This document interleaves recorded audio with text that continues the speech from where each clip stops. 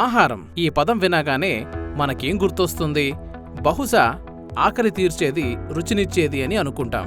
కానీ ఆయుర్వేదం ప్రకారం ఆహారం కేవలం కడుపు నింపేది కాదు. అది ఔషధం, అది శక్తి, అది మన ప్రాణానికి ఆధారం.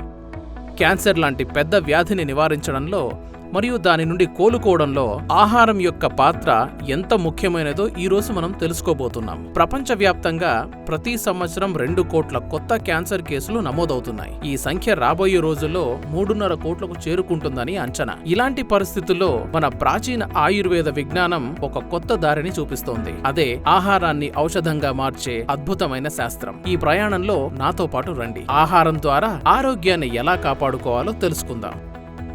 ఆహారం క్యాన్సర్ సంరక్షణలో దాని పాత్ర. ఆయుర్వేదం క్యాన్సర్ను కేవలం ఒక వ్యాధిగా చూడదు. శరీరంలోని వ్యవస్థ మొత్తం దెబ్బతినడం వల్ల కలిగే ఒక తీవ్రమైన సమస్యగా పరిగణిస్తుంది. మన ప్రాచీన గ్రంథాల ప్రకారం అర్బుదం అంటే క్యాన్సర్ రావడానికి ప్రధాన కారణం. శరీరంలోని అగ్ని అంటే జీర్ణశక్తి మందగించడం. ఆమ అంటే విషపదార్థాలు పేరుకుపోవడం. మరియు వాత, పిత్త, కఫదోషాలు తీవ్రంగా దెబ్బతినడం. అందుకే ఆయుర్వేదం క్యాన్సర్ నివారణలో మరియు చికిత్సలో పోషణకు అంటే మనం తీసుకునే ఆహారానికి అత్యంత ప్రాధాన్యత ఇస్తుంది. ఆధునిక పరిశోధనలు కూడా ఇదే విషయాన్ని ధృవీకరిస్తున్నాయి. సరైన ఆహారం, జీవనశైలి మార్పుల ద్వారా దాదాపు 30 నుండి 50% క్యాన్సర్లను నివారించవచ్చని అధ్యయనాలు చెబుతున్నాయి. ఆయుర్వేద ఆహార సూత్రాలను పాటించడం ద్వారా క్యాన్సర్ చికిత్స దుష్ప్రభావాలు తగ్గడం, జీవితంలో నాణ్యత మెరుగుపడటం మరియు బతికే అవకాశాలు పెరగడం వంటి అద్భుతమైన ఫలితాలను గమనించారు. ఈ ఆహార విధానానికి మూలస్తంభం సాత్విక పోషణ.